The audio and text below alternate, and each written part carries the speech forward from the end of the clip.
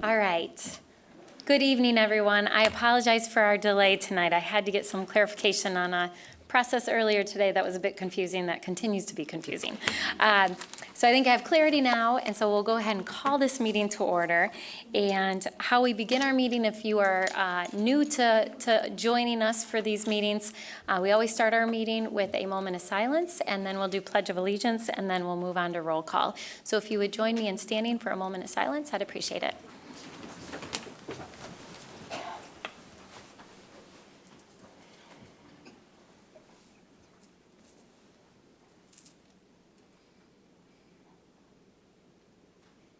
Thank you.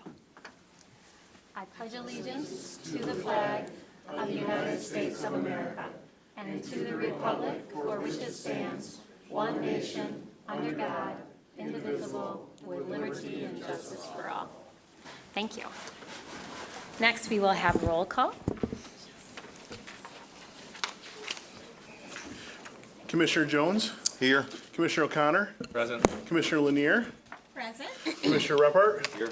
Commissioner Moody, Present. Commissioner Kelly, Here. Mayor Bliss. Yes. All right, so before we get to our first opportunity for public comment, I'm going to go ahead and let you all know that we are amending our agenda a little bit tonight. So we had items earlier today that we talked about that did not need to be on our agenda tonight because there wasn't an action for them. So if you look at under Committee of the Whole D, we're going to go ahead and remove item number 10. And then under items removed from consent, we're removing number 1, 3, and 5.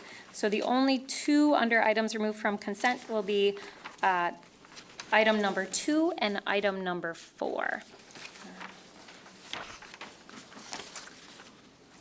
That's what we were clarifying, colleagues. So we're all set. We'll just have the two items where there was a vote in objection to the waiver come before us tonight.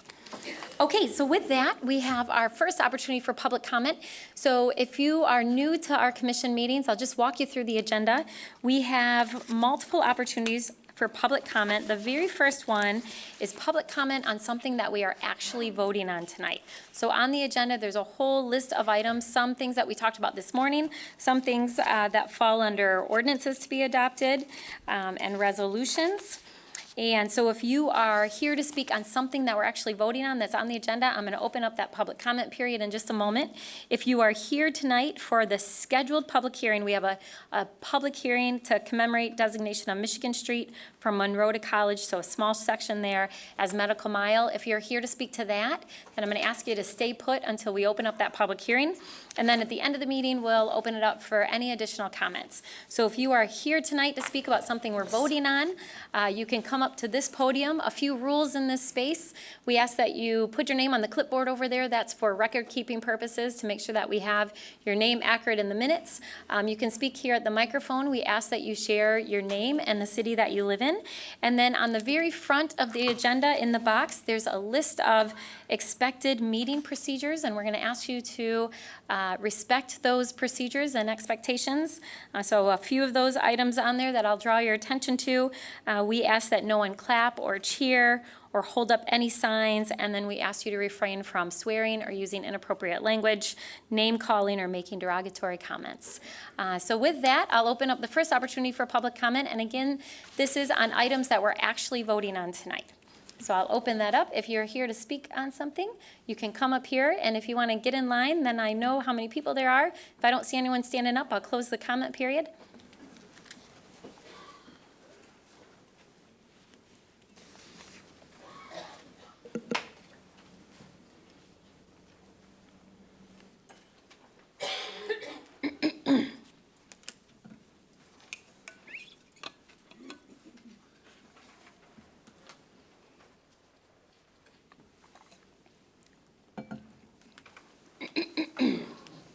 Hi, welcome. Yep, coming up. Share your name, city that you live in, and My name is Robert Hines. I live in Pontiac, Michigan. I have an option on 1000 Ken O'Shea, and that's a part of the park waiver. Am I up here talking at the right time? you. Yep. Yes. Okay, I just wanted to Yes, make you sure. are. Yeah, you know, I know that this has to do with, the closeness to the park. For one, it's the entrance is about 1.5 miles away. We really are butting up to the back of the park.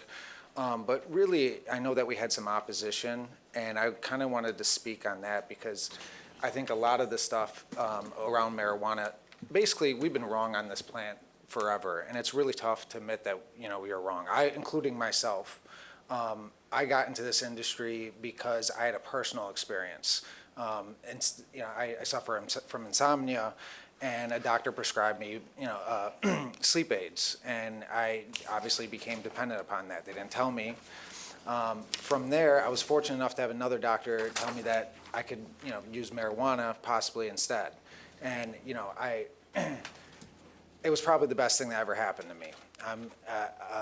In addition to that, my sister, who has epilepsy, had a seizure every day of her life until she started using marijuana when she was 16. Now, we couldn't figure out because she wouldn't tell us the truth. She was doing nothing different than she always has. Because of these two reasons, I've gotten into this business and I'm an advocate. This is an industrial zone. I can't think of a better place to put a medical marijuana facility. It's part of the reason why we bought the building. And yeah, I think it just suits it perfectly, and I hope that you guys agree. Okay? Thank you. Thank you, Mr. Hines. All right, others wish to be heard? Hi, Jim Howe, City of Grand Rapids. I'm here to talk about a couple of different items, and I just lost the agenda. There was none left, so I apologize if I don't give you the letters. But the first one was the new role with contracting with Housing Next, I believe. I was wondering if there's going to be any contact between the residents or organizations in the city with this group of people who are doing the study into the city's books and policies to make recommendations. I know there's a lot of great affordable housing providers in our city that has great knowledge of the city rules that could change. And because it's not a physical person in this building that you've contracted, you contracted a company, how will we make those connections to make sure everyone's being informed about that? The next item was, after that was the money going towards the study, and that's a great study. My question is, as residents, are we gonna have access to that information? And how is that gonna be, is it inside the agreement that that'll be presented in a public forum so we could all hear and understand the numbers that they're putting back to us? So my next item, I'm gonna speak generally because you just pulled my line item from the number. But with the medical marijuana and the park locations, there was a reason we put this inside of the rules, that it would have to come before this body to be discussed and voted upon. And then this morning I overheard, if I understand correctly, for the Colebrook, which is the one in my ward, the second ward, they put up a bunch of red flags. The only entrance to the park is going to be right next. You're going to have to pass it to get in the park. It's a one entrance park. It's within the distance, and it seemed like red flag after red flag after red flag, and then it passed. So if we put these rules in and we put these guidelines in for the commission to look at, why are we not observing them, or why are we not taking our staff's advice, right? We're paying our staff to make these recommendations to you guys, and then I believe they recommended you vote no on that, and you voted yes, or flip-flop, depending on how that worked out. The last thing is the human rights ordinance. We're in support of that. Homes for All, we are excited to have anything that provides extra protections to our residents. Thank you. Thank you. Thank you, Mr. Howe. All right, others wish to be heard? Hi, welcome. Thank you. My name is Robert Dutler. I'm from Grand Rapids, Second Ward. And I have two issues here I'm going to try to briefly make comments on. One is just a clarification on the ordinance number 8, where it says adopting Title 9, Chapter 175, entitled Human Rights to the Code of the City of Grand Rapids. Well, human rights are very important. And I respect all human rights, except I believe that the way we word this, word discrimination can be weaponized against people who have an opposing point of view. In this case, it could be transgenderism, it could be homosexuality, it could be lesbian, the LGBT community. And I'm not trying to show no disrespect here, but people have a right to disagree without persecution. They have a right to be in the workplace the same as those who support the opposite point of view. And I'm concerned whether or not this ordinance will be written in such a way that if a person simply has an opposing point of view, would that be grounds for them to be targeted, discriminated against themselves, and terminated? Is it mandatory that a person agrees with the LGBTQ agenda? Do we have to agree with all of their ideology? Or can we continue to have differences of opinion like we do in politics, religion, or any other subject? Why do we all have to feel that we had to be indoctrinated into this particular line of thinking? So I want to know whether or not a person is still going to be free enough to be in a public environment and disagree and simply say, I disagree with it. Are they going to be targeted?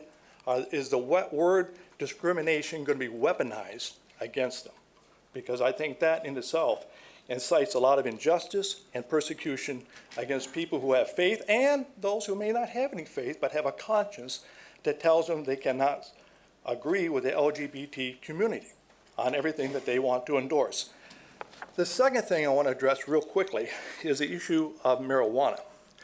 I go back to the hippie generation. My generation knew a lot about marijuana. But a lot of my hippie friends aren't here anymore. They died in the 50s and they weren't smoking cigarettes. In all due respect to this gentleman whose sister is suffering, the federal government has already allowed people to have certain properties within marijuana that address seizures and pain. But to allow marijuana to be sold with 200 compounds in it, that turns into 2,000 when you smoke it, releasing hydrogen cyanide and carbon monoxide, that's a poison. That ain't a health club or a health drug. If you isolate certain properties within it and use it, that's one thing. But to legalize all 200 compounds in it and to legalize the smoking of it, I object to it. And I just think we're doing ourselves an injustice by constantly promoting this particular marijuana as a cure-all for all diseases and drugs, which it isn't. I thank you very much. My time is out. Thank you. Thank you, Mr. Dutler. All right, others wish to be heard? Hi. Hi, Jeremy DeRue, Executive Director of Link Up and Third Ward resident. Up here to speak in favor of the Human Rights Ordinance and just thank you for the time and effort that has been put into this over time. It's been a long process, but I appreciate the Commission's willingness to take input that has been coming from the community, factor it in, and look for ways to create a more inclusive and respectful city where all people really can be included and have an opportunity to participate.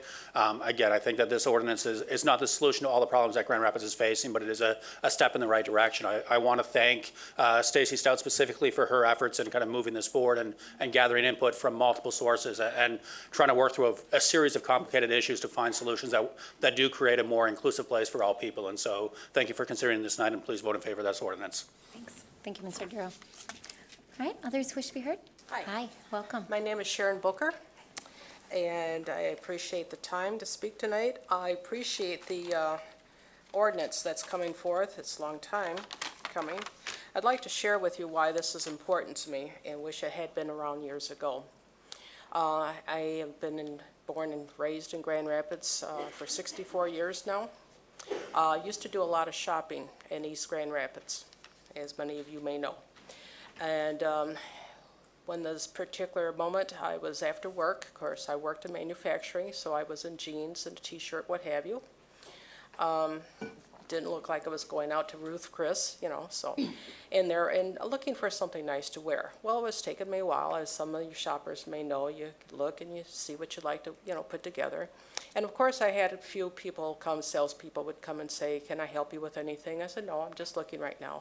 And probably, you know, but that's just the way this event went in this particular moment. I must have been taking too long. The next thing I knew, there was a police officer that had come in the store. This was at Jacobson's. And asked me if I needed any help with anything. And I said, "Well, no, I don't. I didn't call the police for anything, so I don't know why you're why you're asking me that." Well, the sales clerk had come and said, "Well, we thought that you were taking too long and were anticipating stealing something." And I said, "Well, I'm not sure why you got that impression." "Well, you should have decided what it was you wanted to purchase by now." I said, "Well," and I reached into my wallet, pulled out my gold American Express, and I said, "I had no intentions of stealing anything." I said, "You know, this is what I was going to use to pay." I said, "But I'll make sure that I don't shop here and my friends know not to shop here." So when this ordinance came to light, I was like, you know, could we have used this a long time ago for this particular situation? And this is just one of many stories, personal, that I would have to share with you. We don't have the time for all of them. But that one was pretty significant to me, and it's embarrassing, especially when you have other customers in the store as well, and they're looking at you, especially when you have a police officer next to you, and right away you think, oh, somebody's stealing something. And, so there's that. So I wanted to write down a little something to share. And as I started out, I said I've been a resident of Grand Rapids for 64 years. In that time, I've heard many stories and have many experiences that touch the lives of those people society has made vulnerable. And as I've made the example, you would think by this late date we would have evolved enough to embrace, enjoy, and learn from, or at least respect each other's cultures, origins, orientations, religions, traditions, and colors. Though that day has not arrived, I am grateful for the efforts that the City Attorney's Office, the Diversity and Inclusion Office, and the Community Relations Commission to strengthen the human rights ordinance to better protect us all. Thank you. Ms. Booker, I'm sorry, your time is up, but if you want to leave us something in writing, we're happy to. I only have 3 more sentences. I'm sorry. Oh, all right, I'm sorry. very well. Good evening. My name is Wesley Watson, resident Ada. Also, I'm the Regional Organized Director for Next Gen Michigan here in West Michigan. I want to commend the commission, commend the mayor, the city manager office on making the steps in the right direction. This human rights ordinance is going to improve our community. Also, it's going to create equitable opportunities for everybody in our community. It's not everything. It's not the magic bullet, but we're making steps into the right direction. We're taking little chunks from the cake. So I commend the commission, I commend Link Up, I commend all the players, all the people who's been in support of this ordinance, and I continue to fight for equity across the whole board for all youth in our community. Thank you. Thank you. Thank you for your input. All right, others wish to be heard? Good evening. Good evening. Thank you, Mayor Bliss and commissioners, for continuing to lead our city. Are these signs? No, they are signs and they're not allowed. Mr. Scott, you've known that that's not allowed. I told you last time. Please respect this space and put those down. With the city considering this new ordinance about civil rights, once again, I'm here to speak up for these children that are just as much residents of Grand Rapids as you and I are. I'm talking about the ones being murdered at the Women's Heritage Clinic on Fulton Street. 130 every month.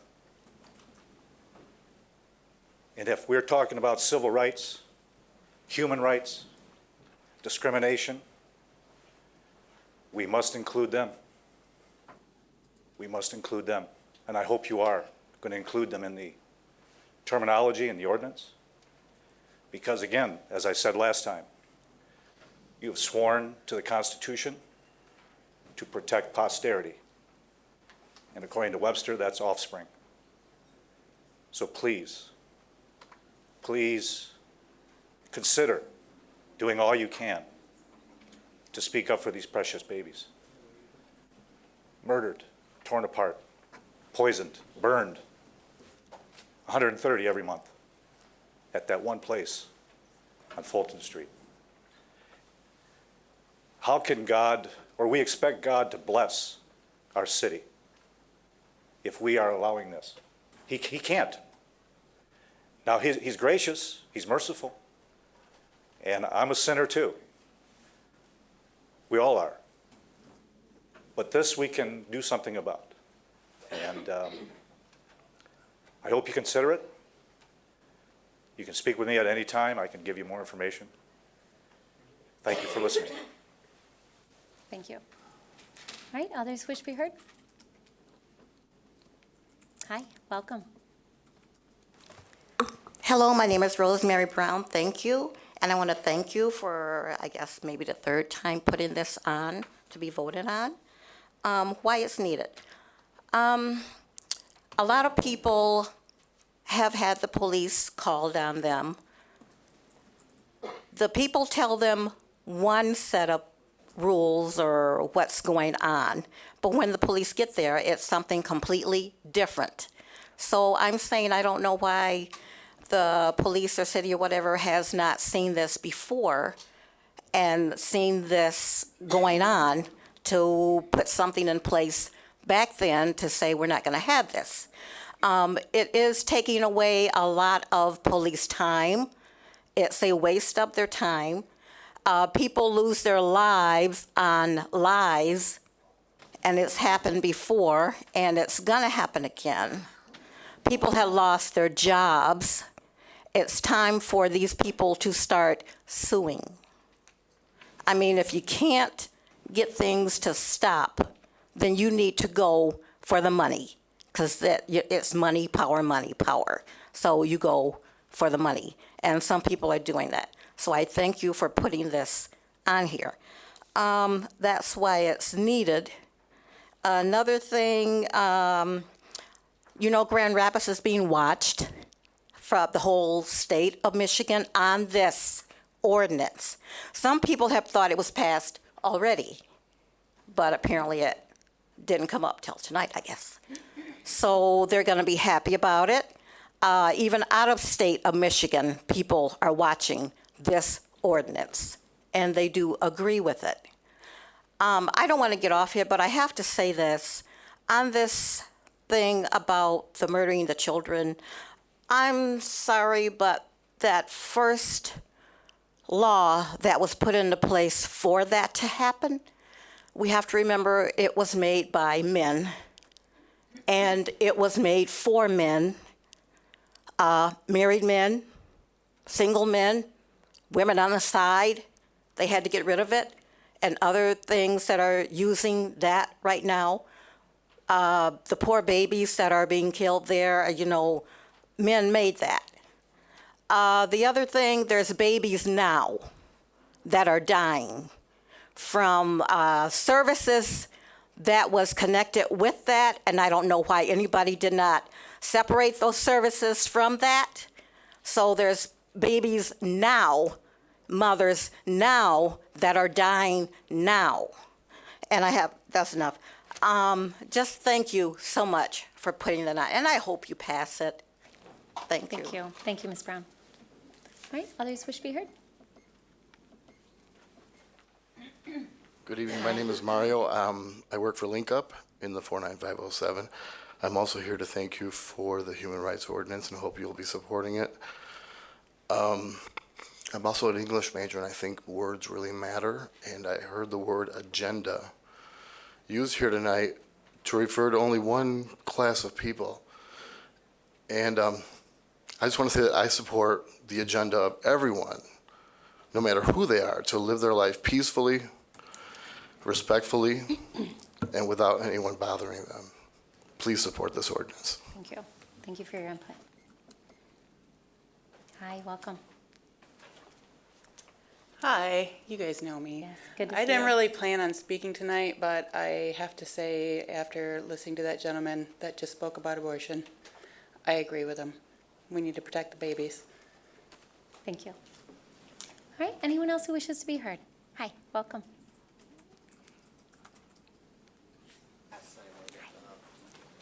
Hello, my name is Cornell, and I thank you for supporting, if you support it, and thank you for supporting human rights.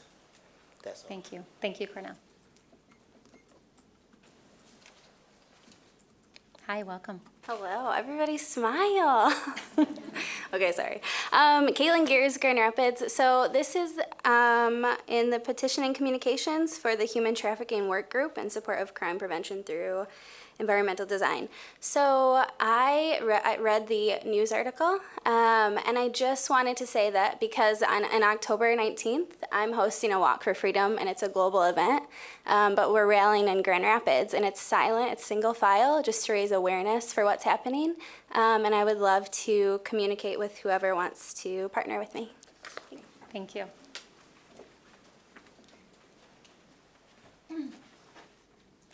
Hello, my name is Martha Cooper, 2nd Ward, Grand Rapids.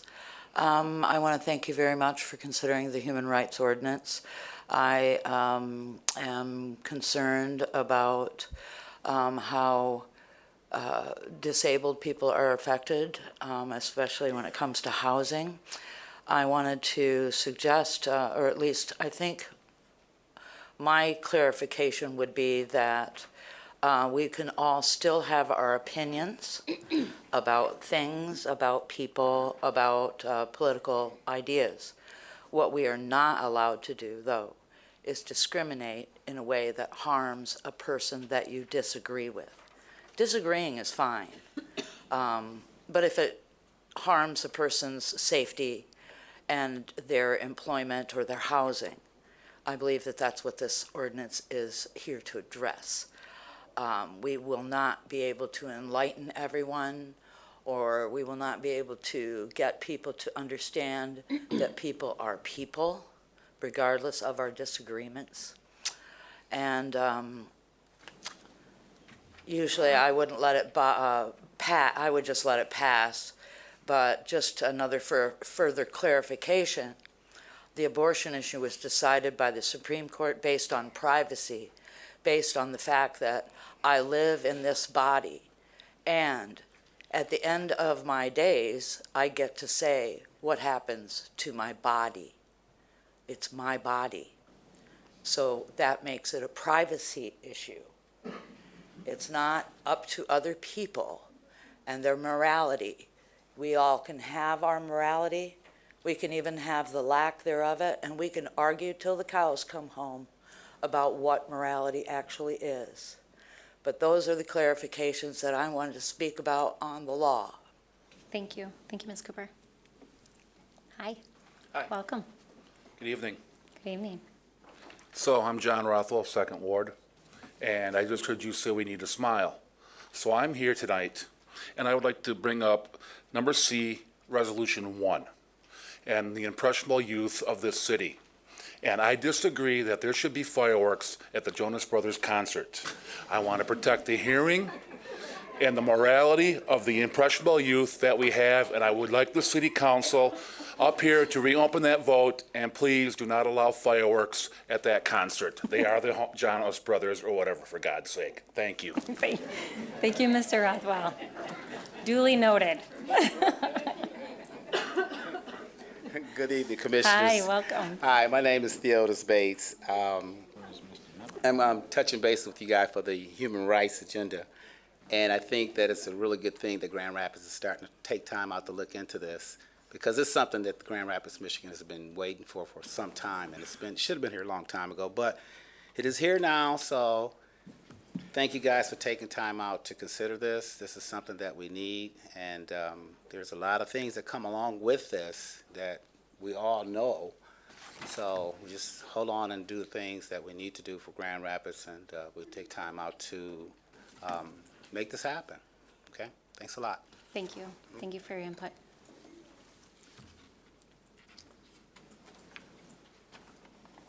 Hi, welcome.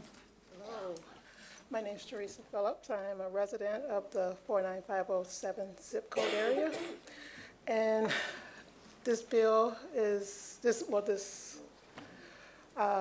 been a long time coming. We need it. It's not a him or they or them problem. This is our problem. This is our city. And human rights matter to all of us. Thank you.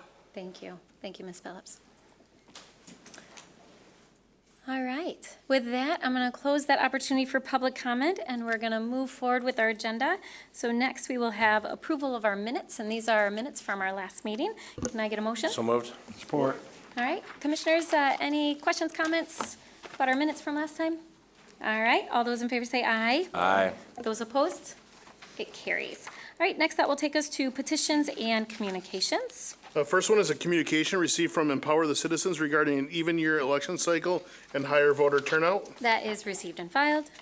Communication from Natasha Bledsoe regarding the resignation from the Housing Appeals Board. That is referred to Committee on Appointments. A communication received from the Human Trafficking Work Group in support of the Crime Prevention Through Environmental Design SEPTED ordinance. That is received and filed. And communication received from Sarah Vanderworth regarding her resignation as City Comptroller. And that is also received and filed. Commissioners, I don't know if you, I'm going to just add on, I don't know if you had seen that communication. It came in right before this meeting. But I see our comptroller standing up. Just want to thank her for that and thank her for her service. And we can follow up on a conversation after tonight's meeting. All right, next, would you like to say a few words? I had planned on speaking at public comment, but someone made the suggestion that I submit a communication. So for 6 years, I've sat in the back of the room. I asked for a seat at the dais, and that was never responded to. So I have listened to you all and your predecessors for 6 years. I am leaving the state of Michigan for employment. I will miss my family and my friends and my staff. But I'm happy that at my age, I have another opportunity, and I am leaving because I can. I certainly hope that all of you will exercise your discretion to do the best for the people that don't have the options that I have. You need to reconsider all of the regulation that you're adding.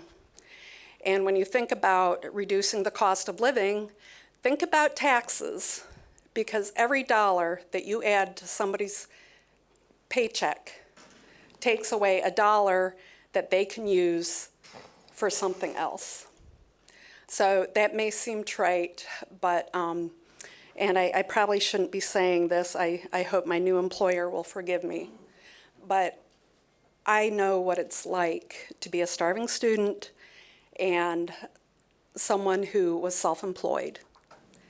And it's tough. It's really tough. And the way things I've seen going are not making it easier for small businesses and individuals. So I hope you will all consider that as you go forward with your political careers. And I am leaving the political arena. Thank you very much, and good night. Thank you. All right. Next, that will take us to reports of city officers. First one is a comptroller's report for the period of August 1, 2019 through August 14, 2019, the amount of $16,598,712.17. That is received and filed. And a treasurer's report for the period of July 30, 2019 through August 9, 2019. And that is also received and filed. All right, next that will take us to our consent agenda. And our consent agenda are items on the agenda that we talked about this morning in one of our standing committee meetings. So we had a whole host of those this morning, and where the item was voted on unanimously. So tonight, with one voice vote, those items will be adopted. So commissioners, can I get a motion for the consent agenda? Vote. Support. All right, any questions or comments? All right, all those in favor say aye. Aye. Those opposed? It carries. All right, next that will take us to items removed from consent, and we have two items removed from consent because they were a split vote this morning. And so I'll read the first one, and it is a resolution to consider a waiver of the required separation distance from public parks for a proposed medical marijuana facility at 549 Michigan Street. Can I get a motion? So moved. All right, and I think I'll turn to Commissioner Kelly to speak to this one. Yes, thank you, Mayor. This is one that I objected to. It is close to Highland Park. It's not easy to walk to it because of the separation by the highway, but it is possible. We spent a few years ago, some time developing the Michigan Street Corridor Plan, and hope to sooner rather than later, hopefully, we will open up that corridor to allow some walking and biking along the railway there, and that would also provide some access to Highland Park. In addition, because of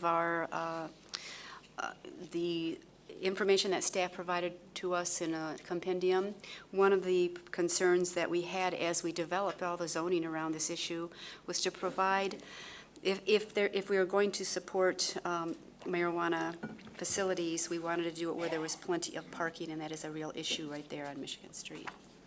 All right, thank you. All right, commissioners, try to get this right. All those who object to this waiver, say aye. Aye. Aye. Did I get that right? Okay. Those who do not, say nay. Nay. Okay, it carries. Did it? I believe so. Did it? Right, you have that right? Right, yep. All right, next is a resolution to consider a waiver of the required separation distance from the public park at a proposed facility at 1,000 Ken O'Shea Industrial Park. Can I get a motion? So moved. Support. All right, Commissioner Lanier, you want to tell us about this? Yeah,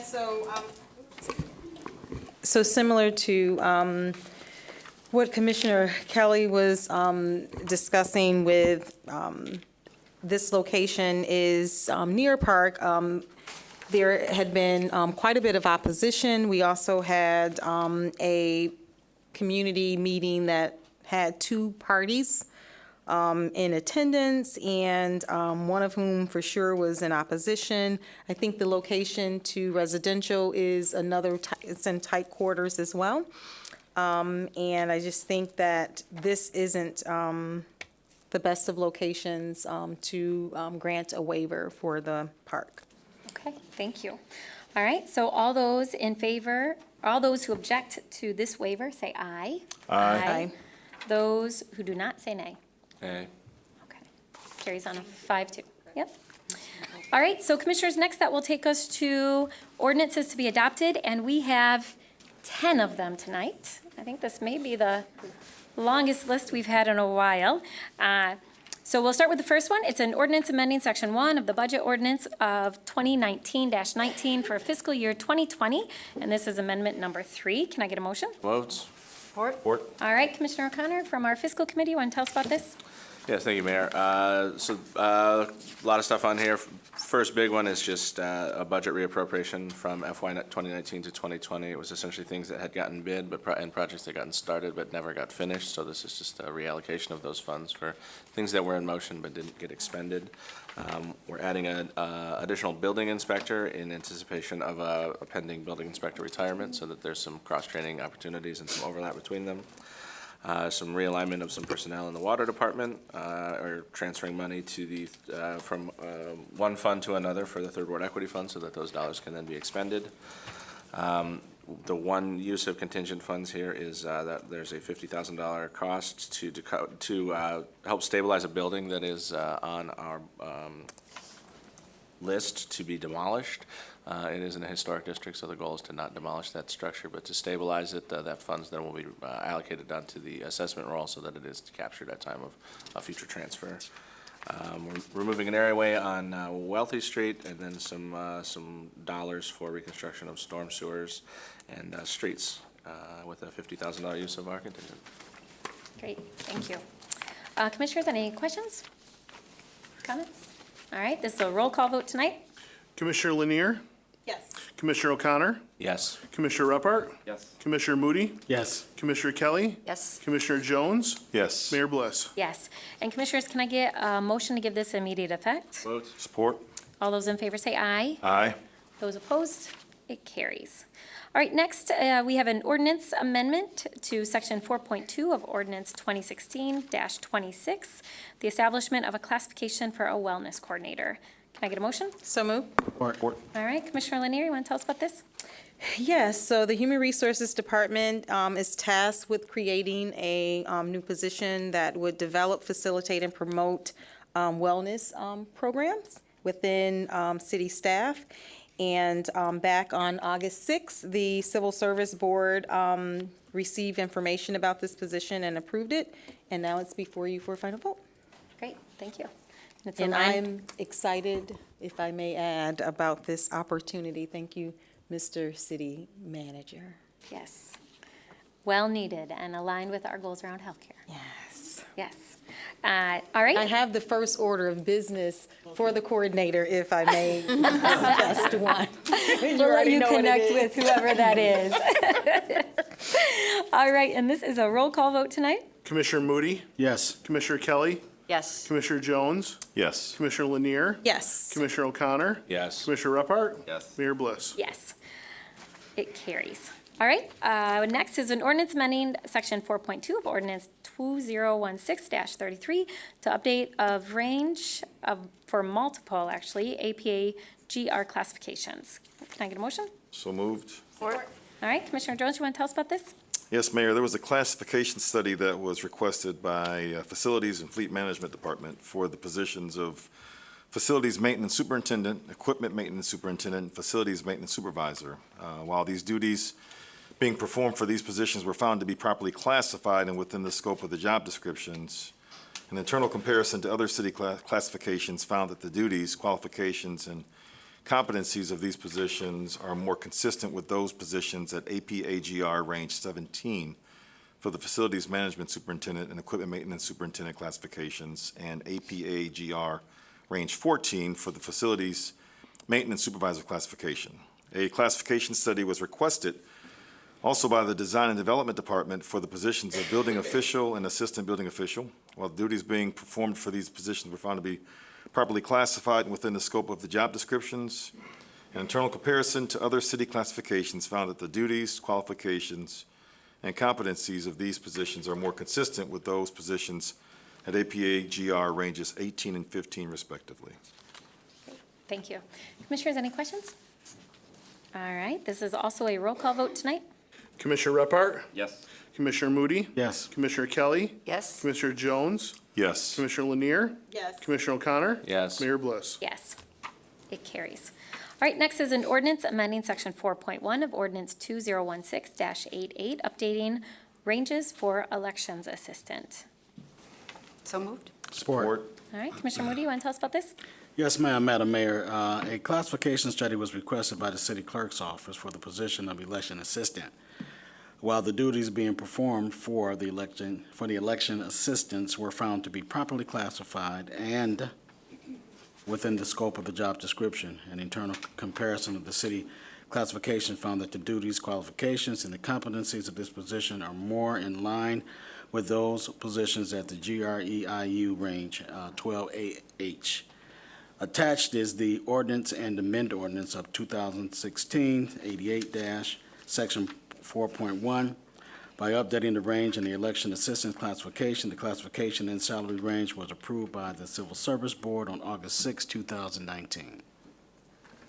Great, thank you. Any questions, Commissioners? All right, this is also a roll call vote tonight. Commissioner O'Connor? Yes. Commissioner Repart? Yes. Commissioner Moody? Yes. Commissioner Kelly? Yes. Commissioner Jones? Yes. Commissioner Lanier? Yes. Mayor Bliss? Yes. Clerk Hondorf, yes. Just kidding. It carries. All right, and that will take us to, we're halfway there, almost there. Ordinance number 5, this is an ordinance amending section 4.5 of ordinance 2016-88, and this is an update of range for utility locator. So moved. Support. All right, Commissioner Kelly, you want to tell us about this?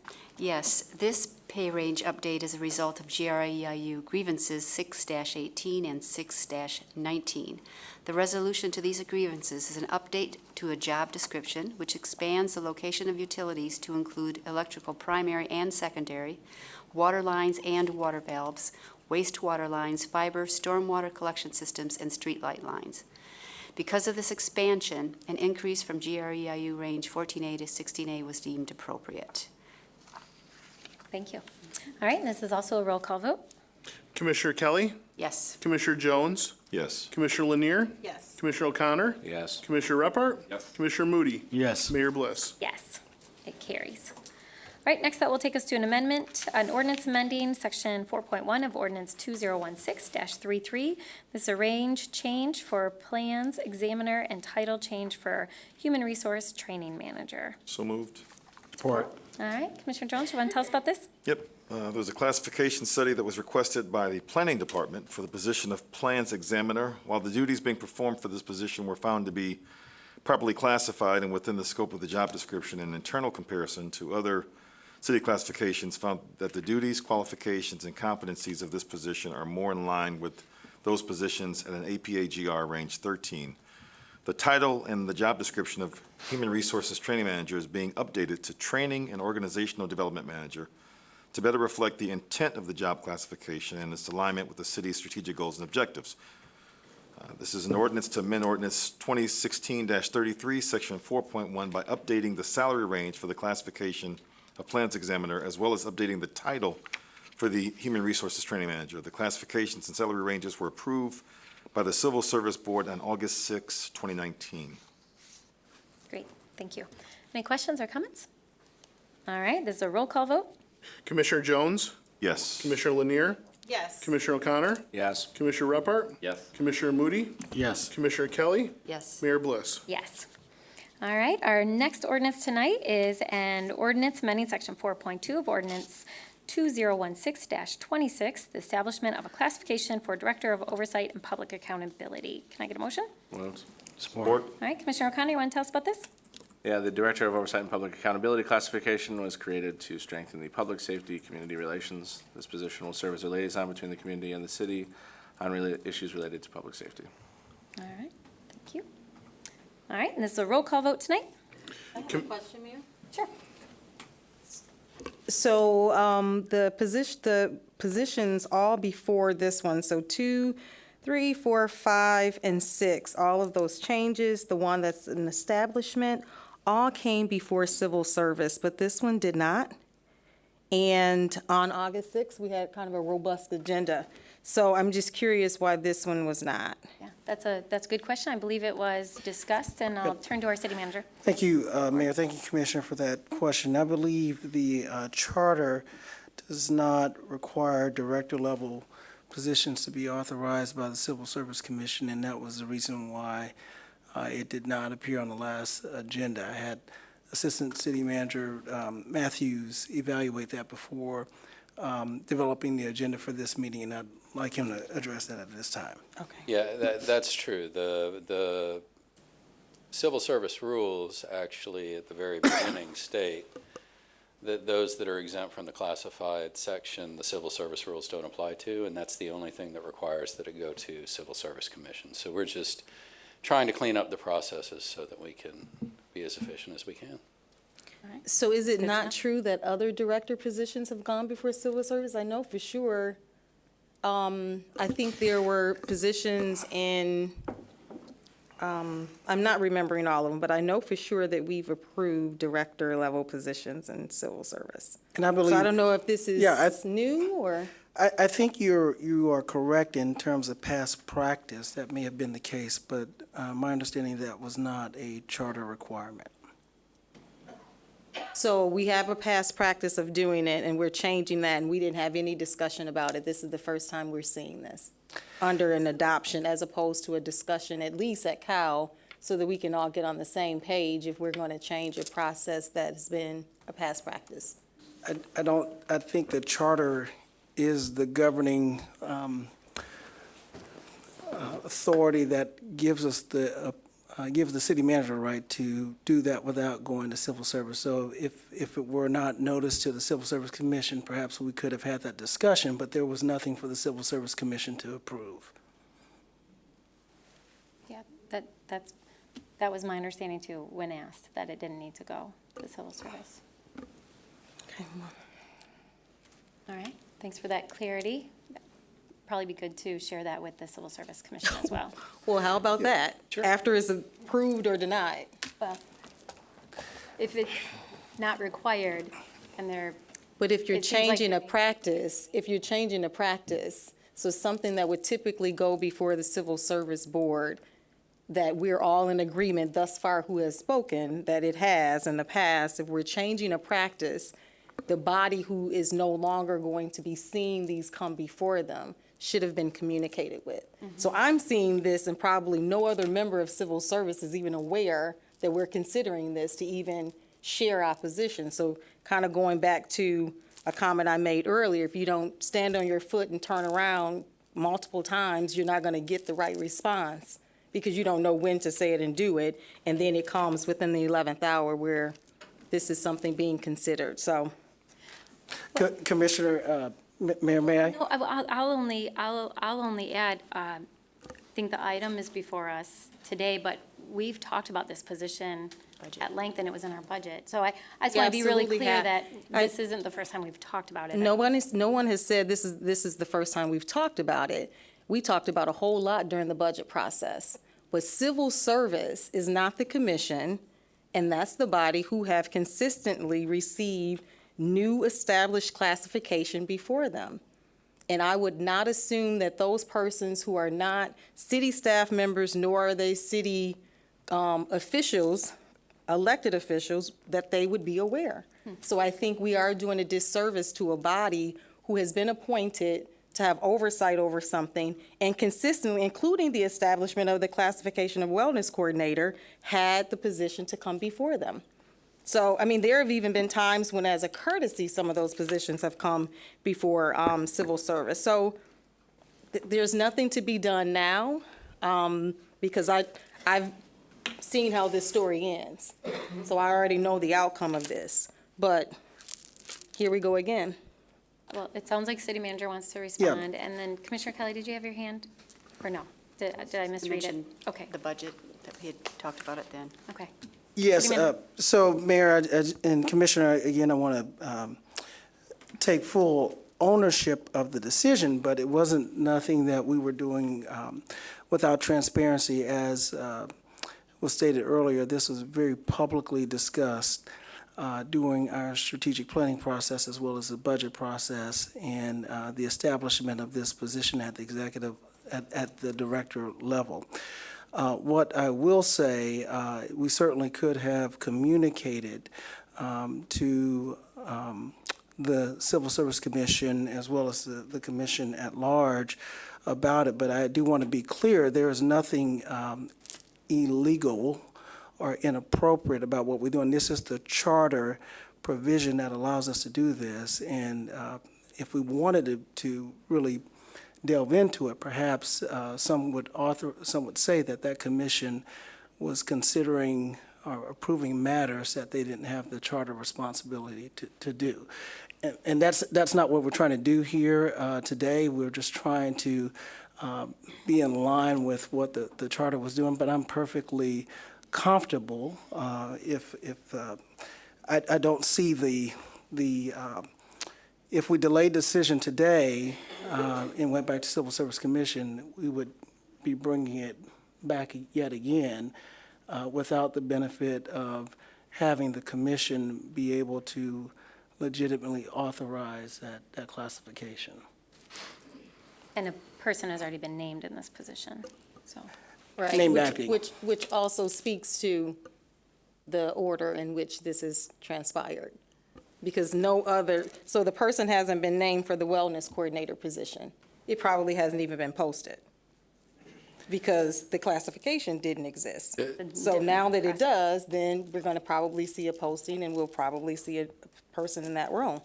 Because that's the Commissioner- order But what that typically happens. If I may, it is, according to the charter, that's apples and oranges, because that position is considered to be in the classified service. So that is a position that has to go through Civil Service Commission, has to be approved prior to coming to the commission. But what I'm saying is they're both establishing a classification. One of them has someone already named to the position, whether you agree or not that the Civil Service Board should be involved in making that decision. It's already been a decision made about who's going to sit in that seat. There's So, also a manager's authority. Which is out of the order.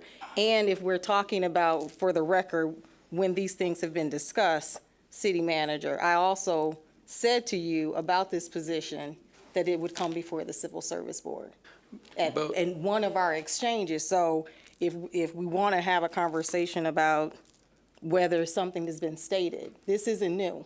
I said that then and I say it now. If I can, the civil service rules do give the city manager the authority to appoint somebody on an interim basis for up to 30 days. Okay, thank you. All right, so with that, I will call the question and I'll ask our city clerk to do a roll call vote. Commissioner Jones? Yes. Commissioner Lanier? No. Commissioner O'Connor? Yes. Commissioner Repart? Yes. Commissioner Moody? Yes. Commissioner Kelly? Yes? Mayor Bliss? Yes, it carries. All right, next that will take us to item number 8, and this is an ordinance adopting Title IX, Chapter 175, entitled Human Rights to the Code of the City of Grand Rapids. Can I get a motion? So moved. Support? All right, and we will have Ms. Stacy Stout give us a brief update and presentation, and then we will call the question. Good evening, Mayor and Commissioners. I have the distinct honor to present to you the proposed Human Rights Ordinance for your consideration of adoption. We first brought the ordinance before you on April 9th when we requested a public hearing be set. The public hearing took place on April 23rd. We received public comment that evening and the months that followed. We incorporated many changes to offer clarity and to strengthen the ordinance based on feedback we received, and we brought the final ordinance to you 2 weeks ago at Committee of the Whole. We went over these on the 13th, many highlights of the ordinance, expanded definitions, we refined prohibitions, provided clarity regarding the responsibilities and role of the Community Relations Commission, and increased membership to 13 for more voices at that important table.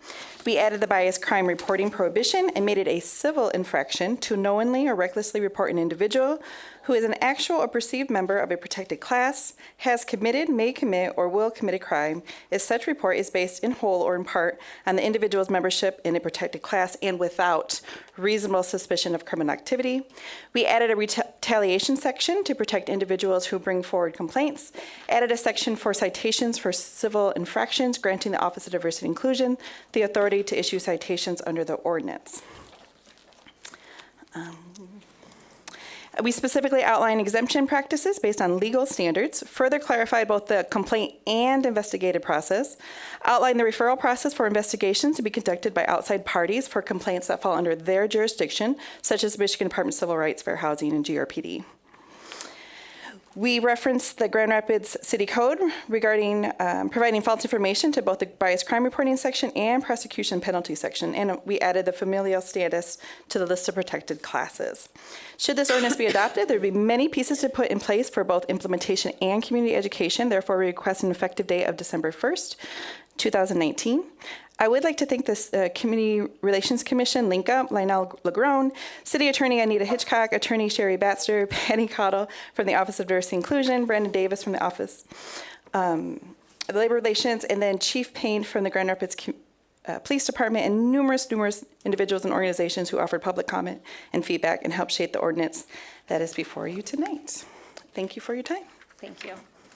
Thank you, Ms. Stout, for your work on this. I would like to take this moment to read the statement of public policy. When we talked about this a couple times around this body, we talked about a number of elements of the ordinance, and I received some feedback asking specifically about who was included in the protected class. And so I'd like to read that just so everyone is really clear. So I'm going to just read the first statement of public policy. So it is hereby declared to be contrary to the public policy of the City of Grand Rapids for any person to deny any individual the enjoyment of civil rights or for any reason to discriminate against any individual in the exercise of civil rights because of actual or perceived color, race, religion or creed, sex, gender identity or expression, sexual orientation, national origin, genotype, age, marital status, medical condition, disability, height, weight, or source of lawful income. And that is known as the protected class. So with that, I will turn to my colleagues to make any additional questions or comments. We've been talking about this ordinance for several months now. We had a public hearing. We received a lot of really exceptional public feedback and comment. Our staff pulled together a team internally along with community partners to go back and address the concerns that were raised and provide additional clarity and also address some of the issues around enforcement. And the city manager updated the city commission a couple weeks ago on the process, and now it is back before us tonight for formal adoption. So I know a lot of people have worked on this ordinance. I want to thank everyone, both internally and in the community, that have given so much time, including our Community Relations Commission. I see several of them in the back, all of our partners there at Link, ACLU, and all of the city staff, including Stacy Stout, who really led this. So thank you. Commissioners, any additional questions or comments? All right, Commissioner Kelly? I just want to add my thanks. You made a nice list there. I know when Stacy introduced this tonight, you did as well. So thank everyone, and certainly our residents for providing comments and input that we sent back to staff. And thank you for listening to that and adding it. And we recognize that if we need to make changes, ordinance can be changed in the future. So thank you. Thank you. All right, City Manager, you spent a lot of time on this as well. Anything to add before we call the question? Mayor, I do want to thank the public for their feedback and patience during this process. I know that it was very helpful to staff to hear the various concerns around the ordinance and make sure that there was protection both for the safety of the public in general, but for people who felt that they were sometimes unfairly discriminated. And so I want to thank everyone for that balanced discussion. It was not an easy process, and staff weighed and took into consideration all of the feedback. And I think what we have is a good balance ordinance. Thank you. All right, with that, I'll turn to our city clerk, and this is a roll call vote tonight. Commissioner O'Connor. Yes. Commissioner Repart. Yes. Commissioner Moody. Yes. Commissioner Kelly. Yes. Commissioner Jones. Yes. Commissioner Lanier. Yes. Mayor Bliss. Yes, it passes unanimously. All right, with that, I'm going to ask you not to clap. And next, that will take us to item number 9. This is another item that we have been working on at length for quite some time around this table, and this is the adoption of the Crime Prevention Through Environmental Design, or as we call it, CPTED ordinance. Can I get a motion? So moved. Support. All right, Commissioner Repart, you want to tell us about this? Yeah, so our open period of comment ends today on this Crime Prevention Through Environmental Design ordinance. We had a public hearing on August 13th. We had many people spoke favorably for it, and we had no written or oral testimony in opposition. There were a few adjustments after the public hearing, and those that red line is in the packet, but they're mostly minor tweaks, so it's good to have this at the end. Yeah, thank you. Thank you. Commissioners, any questions or comments? All right, with that, that's a roll call vote tonight. Commissioner Repart. Yes. Commissioner Moody. Yes. Commissioner Kelly. Yes. Commissioner Jones. Yes. Commissioner Lanier. Yes. Commissioner O'Connor. Yes. Mayor Bliss. Yes, it passes. All right, next that will take us to consideration of an ordinance for a major amendment to a planned redevelopment district at 1845, 1919, and 1945 Boston Street Southeast. So moved. Support. All right, Commissioner Lanier, you want to tell us about this? Sure, I don't have all of the documentation in front of me, Commissioner. Oh, I'm sorry, Commissioner Moody, you want to take it? I'll I can- defer to the other third ward You commissioner. call Commissioner Lanier. I No, can Commissioner pass Moody, this down to take it her. away, take it away. Sorry about that. Yes, Madam Mayor, this amendment will facilitate the construction of a 26-unit independent living facility on the site of an existing 4-story medical office building at 1945 Boston Street. Beacon Hills is the retirement community and the retirement facility that offers a wide range of residential options for independent livings and skilled nursing. So this is one of their projects, and I think it's a great project.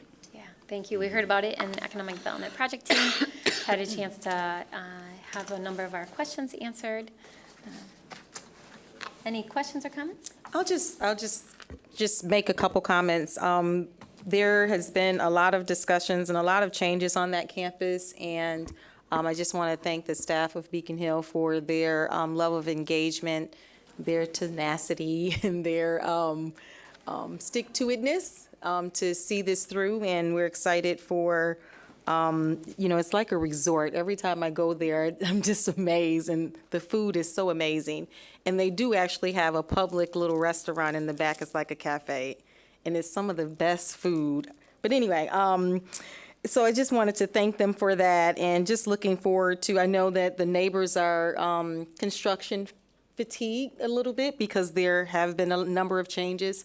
But I think that, some of the space in between this project and the last project, I think kind of gives a little bit of a break. But the outcome overall, I think once all of their phases are done, will be a really amazing neighborhood. So thank you. Yeah, thank you. Well said. We're grateful to have you in our community. So, all right, with that, it is a roll call vote tonight. Commissioner Moody, Yes. Commissioner Kelly, Yes? Commissioner Jones, Yes. Commissioner Lanier, Yes. Commissioner O'Connor, Yes. Commissioner Repart, Yes. Mayor Bliss. Yes, it carries. All right, next that will take us to city commissions and commissioners, or city commission resolutions. We have one item before us, and it's an item that has been a walk-on, so can I get a motion to suspend the rules? Move. Support. All right, all those in favor of suspending the rules say aye. Aye. Those opposed, it carries. Rules are suspended. This is a resolution approving compensation and fringe benefit changes for the non-represented employees. Can I get a motion? Move. Support. All right, Commissioner Lanier, you want to tell us about this? Yes. So, at our last meeting, we approved the remaining bargaining unit agreements, and today we have before us the non-represented employees, and we just have the resolution outlining the compensation and fringe benefits for those employees who fall under the non-represented employee group. Okay, thanks. And commissioners, any questions or comments?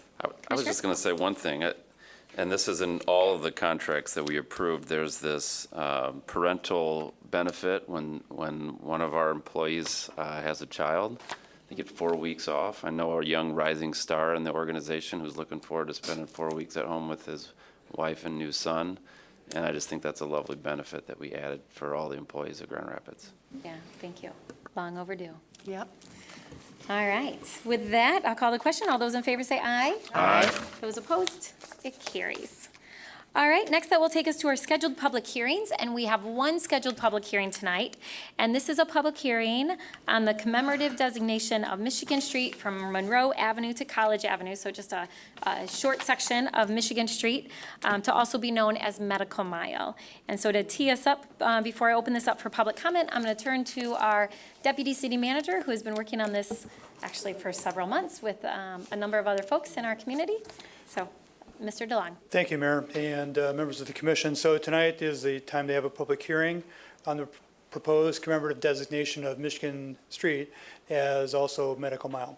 So this request has been received from institutions along and investors along the street that have done a lot over the past 2 decades to make Medical Mile the Medical Mile.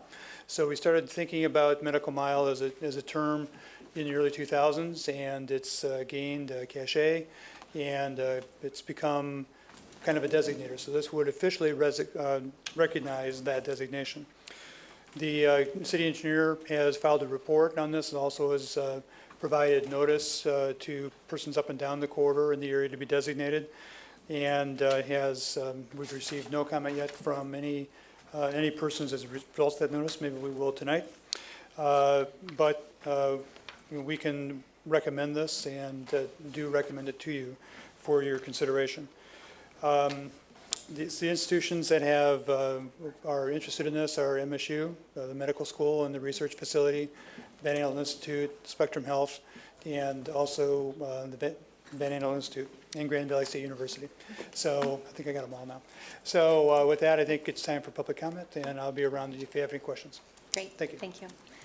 All right, so I'll open up this opportunity for public comment. The same rules apply as before, so we ask that you share your name, the city that you live in, and we'll give you up to 3 minutes to speak. And again, this is speaking specifically on this request to have this portion of Michigan Street also known as Medical Mile. Hi, welcome. Good evening. Good evening. Pleased to be here, but I bring a situation that I want to call to your attention that I'm sure is damaging our city. Both actually and perceptually, and that is the horrendous and functional damage being done to our neighborhood. I'm from the 49505 area in the second ward. I'm sorry, sir, are you specifically talking about the Medical Mile designation? I'm sorry, no. Michigan Street. So let me clarify. This is, I'll call you up when we open up the next public comment period. But this is if you're, I'm sorry, so this is a scheduled public hearing specifically for this item. So if you're here tonight to speak about Michigan Street and Medical Mile, then you can come on up and share your thoughts.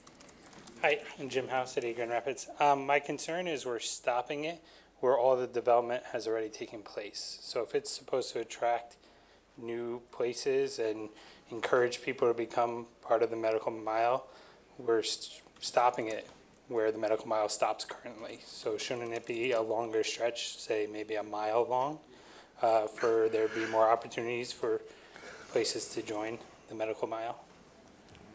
That's it.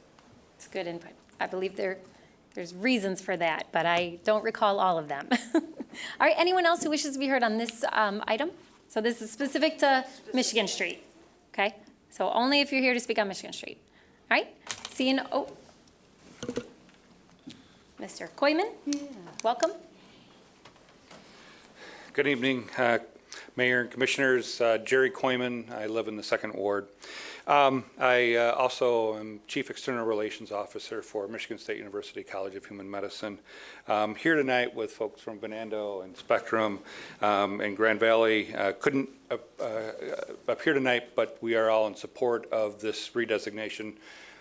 You can use Michigan Street or Medical Mile, so it doesn't affect any businesses in terms of their changes, but it's really important because it reflects the growing recognition for the corridor as a destination for medicine, health, and medical education, research, and innovation. It's been designated by the post office now as an alias address. The corridor is now more and more recognized in the media and marketing and even Google searches now. It reflects over $1 billion that's been invested by the institutions on the Hill to make Grand Rapids a destination for healthcare, and just appreciate the city's involvement in this and helping get the post office redesignation, and appreciate your support for this. Thanks. Thank you. All right, anyone else who wishes to be heard on this item? Okay, seeing none, I'm going to close that public comment period, and this will be referred back to our committee of the whole. All right, next that will take us to our open public comment period. And sir, since you came up first, I think I'm gonna, if it's okay, Mr. Rothwell, I'll let this gentleman who I asked to sit down go first. So this is the open public comment period. This is an opportunity to talk about any other item that you are here to speak to this body about tonight. Same rules apply. We ask you to share your name, the city that you live in, and we'll give you up to 3 minutes to speak. And please remember to put your name on that clipboard over there. And state your name. And state your name. Good evening again. Thank you. My name is C.J. Schroll. I live in the 49505 section in the 2nd Ward and have for 75 years, so I'm pleased to say. But I'm here to bring in an issue, an item, a situation to your attention, and that is the horrendous visual and functional damage that's taking place with the trees along many of the streets in our area. And all I can say is I hope you'll get a chance to take a look at it, to get there. They're down Comstock. It's Foster Street right behind Kingman's Market is the best one to see. And I did send pictures. I think all the commissioners did get an item with the pictures in. I wish I had better camera and was a better photographer. It's kind of hard to visualize and tell you about the 3-dimension of trees that look so horrible. And they really do. And I know that with all the attention that the city has placed on both the visual and the functional role that trees play, I know it's a special interest of the mayor and many of the others. I thought that I needed to bring this to you because you might not be there. It's happening quickly. The trimming's going on. Consumers has been working in the area, updating some of the power distribution, but then they have their subcontractor, Trees Incorporated, that's actually doing the trimming. And I don't think they're getting the kind of direction or coaching that they need. I've stopped and talked to those folks. I had no official position, so I just kind of inquired what they're doing. Did they see what they were doing? And most importantly, did they visualize what that tree was going to look like when they get done? So they've been just butchered is the most common item that's come up, and so I think you need to see that. And I worry about 49505 has been recognized as a very attractive area nationwide, but I know that a city with mature trees is something that's very attractive to a large number of people. It's obviously why the city and that zip code has been recognized and is attractive as it is. Houses are selling the day before they get listed, and there are multiple bids and over asking prices. But I fear that this is going to damage it. So I hope that you've read the item that I sent to you. Hope that you will. I think I plan to attend the committee meeting that Commissioner Kelly, when I spoke to her, I think is next week. And I would like to go to that, or I will go to that and speak to that. And but I shouldn't bring you a problem without a suggested resolution and something to do. And that is, and that goes back, I was pleased to see on the earlier part that we've identified a forester. And maybe we have some already, but the city should have a representative directly involved with the people doing the trimming. And in some cases, all the way to the point that it might be better to cut the whole tree down and plant a new tree. I mean, we shouldn't cut down any trees that we don't have to, but these are going to die. They've been cut and whacked up pretty bad. So I just wanted to bring that to your attention. Hopefully you'll see it and hear it, and we'll find out a plan of action working with consumers that'll make it all work better. Thank you. Thank you, Mr. Shaw. All right, others who wish to be heard? Hi. Are you just sharing that? Thank you. Thank you, Mr. Davis.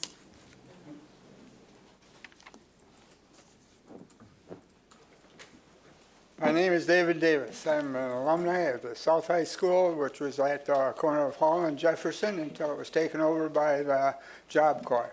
We have a very strong alumni there, and we're going to have a commemorative program there on Saturday, September 7th. And I believe the City Commission has been invited. I want to give you my personal invitation to it. And it has to do with the class of 1943. In 3 months, they purchased a B-17 bomber for the use in World War II. There are 3 books published by Sandra Warren on this particular feat that they did. Now, South High School is also alumni of Jerry Ford, and I think it would be good and helpful to support this program by the City Commission and the Mayor. And so you all have a personal invitation from myself on that. And I also want to remind those people here of the Mayor's program on cleaning up the river. I believe it's on September 14th. Am I correct? You are correct. Okay. And I'll be there. And I hope a lot of people will follow my example. I not only talk the talk, I walk the walk. I'll be there to support you, Mayor. Thank you very much for your time. I hope you'll accept my invitation. Thank you. Thank you, Mr. Davis. All right, others wish to be heard? Hi. Hi, John Rothwell again, and I can be serious. I'd like to go back to petitions and communications with the resignation of Comp Controller Sarah Vanderwerf. Got a couple questions I hope the commission can answer me on tonight. And where I'm going to go to Title VI, Appointment of City Officers on the City Charter, 9.0, Section 4. The Comp Controller issues and signs all checks that the commission has. I'd like to know who is going to be doing that now. And number 2, if the city can answer this, with the resignation of the Comp Controller, she is an elected official. Will we be having somebody appointed, or will there be a special election? And those are my questions tonight in the serious mode. Thank you very much. Thank you. Thank you. Sir, the line's right there. No, I was, oh, I'm not gonna argue. Thank you. You wanna go back there, miss? My name's Martha Cooper. I'm Second Ward. So I came here today to support the human rights ordinance, but as you know, I always speak about housing. I have seen this city spend a ton of money on a whole lot of things that I personally didn't consider as important as having people have a place to live. We've had $1 million in a fund and nothing's happened with it, and that fund has not grown, so I don't really see that as an indication of real seriousness. And I know about Grand Valley's expansion downtown and then up into the northeast area. I was giving some friend of mine a ride home the other day, and they said something about Sinclair, several other streets are going to be taken over, and then the college will expand some more. So that's just meaning that there's several more blocks of low-income housing that will not exist. So what I've looked at for a long time is we've got students that are living in areas where we've got other people that are really mad because the students are taking the housing, except that the students are putting it on their student loans. So they're just borrowing trouble for the next day. And I'm looking and going, why are we having all of these colleges expanding and we don't have any expectations of them to put in student housing? We really don't want them taking up blocks, and then you put up a really tiny shoebox big apartment thing and say you did something. That's not fair. As far as, I think I got a minute and 14 seconds to say, if it costs us a dime to redo the name so that the folks that put all their investment into the Michigan Street and Medical Mile, I don't want that dime going to make people that invested for their humongous profits. They didn't invest so that we would have this great city. You getting the taxes? How about spending some of those taxes on the people who live here? Because all of the people that have taken up this city, they're the ones with all the big money. Let's have them put some money into some housing. Let's have some equity. Let's not have that be just a word. Stop with the rewarding all of the capitalists. Stop with the spending of $117,000 to know what you already know. We need some low-income, permanent, affordable housing for people who have fixed incomes. Thank you. All right, please, no clapping. Thank you. Welcome. My name is LaDonna Norman. I'm here to discuss an incident that happened on August 14th involving very young children, very young Black children. As I was approaching the vicinity of Watkins and Alto, I noticed that there were some very young children in the back of a police car, like my grandkids' age. I pulled over, I did an investigation. I wasn't comfortable with what I was seeing. I made a couple calls because it really bothered me what I was seeing. I didn't understand why these children were in the back of a police car, and I immediately reacted. The response the police gave me was, "Are these your children?" I told him his mom ain't around and they my children right now. I'm part of the village, and these is my kids. Now, what we shouldn't be doing is we shouldn't be putting any children in the back of a police car. That conduct is uncalled for. Those kids were scared. They were confused, and they were just rambling anything they could say just to make the police comfortable because they wanted to get it over with. When I tried to intervene, I was told that I could be locked up. There were other people that tried to intervene prior to me even pulling up, and they were also told they could get locked up. We have some policies in place to prevent this. These kids, if they couldn't get a hold of their parents, it should have been another relative. The police had no reason to question these children, as young as they were, without their parents' permission. Now, I did go on Facebook and I did do it live. Now, people are going to say something about my swearing. That isn't concerning, and they weren't scared of my swearing as much as they were scared of the Grand Rapids Police Department. There was also an incident last Monday where Makai Hill was tased. He's a 15-year-old Black kid. He was tased on the northeast side of town. And he was tased while he was running from the police. And he told me they couldn't catch me, so they tased me. I said, "Did they know you were 15? He says, "I don't know. They couldn't catch me. It was raining. It was wet. I was going up a hill." So I think all these policies we put in place, we need to find out if someone's going to stand there and enforce these policies, because what's happening is you're passing an ordinance, but whose perception are they going to be prosecuted under? Because socially, we have different perceptions. And so let me go back to the kids that were stopped in the police car. They were there because of a stolen bike. They recovered a bike, but it wasn't the stolen bike. So for over an hour, these kids were taunted, they were scared, and they were confused as to why they were standing out there continuously talking to the police. These weren't 1 or 2 kids. These were like 12 kids, and they were no more than 25 pounds wet. So I'm going to ask you to look into this further. And someone please contact me because it concerns me, and I'll see you in 2 weeks for something else. Thank you. Thank you. Thank you, Ms. Norman. All right, others who wish to be heard? Hi, welcome. Hello. Hi. I'm Shelby Garabini, a resident of the 3rd Ward of Grand Rapids in the MLK neighborhood. I'm here today to express frustration and disappointment with how the formation of the MLK Neighborhood Association has been handled. Initially, I was excited about the benefits of a neighborhood association could bring our community, and I was thankful for the guidance and support we were receiving. Unfortunately, I can't say the same is still true. Our city-appointed work group leadership took the liberty of planning a community celebration to announce the formation of our neighborhood association and provide an opportunity for the community to vote on an issue. Very little input from our actual resident work group was gathered, and what was not honored. Most importantly, the work group repeatedly asked for invitations to be sent with enough time for families to attend the event. Instead, wordy invitations arrived the day of the event. The celebration as a whole did not reflect the desires, work ethic, or organization of the work group members who dedicated their efforts to forming a neighborhood association.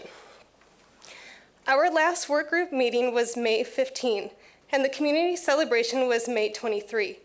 As of today, more than 3 months after we last met, I have not received any updates on the progress of paperwork or next steps. I've emailed the address to which we were referred for all communication, but never received a response. I've heard from other work group members that the 3 work group members who were considered board members for the purpose of 501c3 status have received some updates, but those are the only individuals, to my knowledge. You can probably imagine how that feels to a resident who participated in listening sessions and went out of her way to attend every single neighborhood building work group meeting and completed homework tasks outside of the meetings as needed. Someone who, when presented with a board member application, took time to thoroughly complete the application and turn it in by the deadline, only to be told that the initial board members had already been selected by our city-appointed leadership. At this point, I don't fully understand what the city motives of helping my community form a neighborhood association are, but it certainly does not seem that truly supporting our community is the reason. The lack of transparency, open communication, inclusion, and follow-through makes this initiative something I cannot trust. Thank you. Thank you. Thank you, Shelby.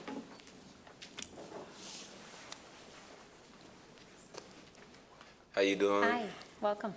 DeAndre Jones. First of all, I just wanted to give a shout out to Commissioner Jones here. I liked his comments earlier when you guys were talking about the medical marijuana thing.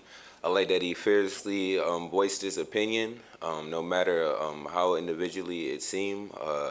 I just never personally seen that too much in the cannabis industry when it comes to people of color, so I just wanted to give him a shout out because it's a lot of people that really don't voice that. I also wanted to say that as far as the human rights ordinance, I was glad to see that pass. I've sat through a couple link-up meetings with that, and I've also just recently graduated the last class from Link Up, so I have a certification in social transformation. So I remember an older white guy told me more than degrees, also get as many certifications as you can. So I'm starting to rack them up, and I'm just really glad to be a part of the city of Grand Rapids and sit through some of the meetings and kind of analyze the information that's being said in these meetings and seeing how I can implement that in organizations that I'm involved with and try to see some change. Recently, we just finished our tournament for the Urban Youth Summer Basketball League. We had about 50 to 60 kids playing basketball at King Park. We had Mr. Rothwell out there giving some pictures, and I'll be sending them to whoever, I believe the city clerk. I'll be sending you guys some pictures so you guys can see the effort that we did to keep the kids safe and off the streets at King Park, and hopefully get some money to, whether it's through individual or just donations, but to be able to beautify the parks in Grand Rapids. I just would like to see those parks just as beautiful as the parks that are in any other city where there are predominantly people that are not of color. But proud of the progress of the city, proud of the human rights ordinance, because I'm a big humanitarian, and to see something like that be passed, just gives me a lot of it just gives me a lot of confidence in Grand Rapids that the commission actually does care about the humans here, because everybody is a human. Thank you. I appreciate it. Thank you. Thank you, DeAndre, and congratulations. All right, others who wish to be heard? Good evening. Interesting. If the woman understood why I was sitting and not standing, maybe she wouldn't have been the way she was. In the back of the bus comment, you're talking to the wrong person, okay? I just want to clarify that.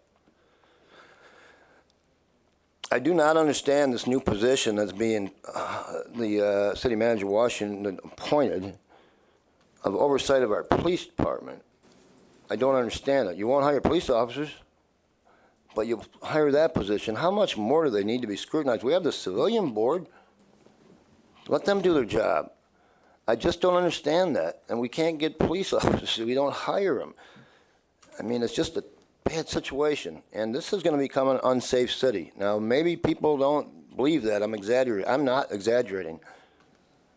With the amount of retirees, they do not want to work in Grand Rapids. I stated that before. They're not.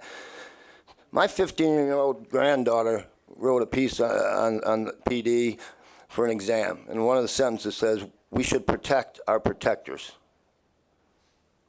They'd save your lives, every one of you up there, and give their own if need be. I'm not saying there's not issues at all, but Voice for the Badge is a group that I started.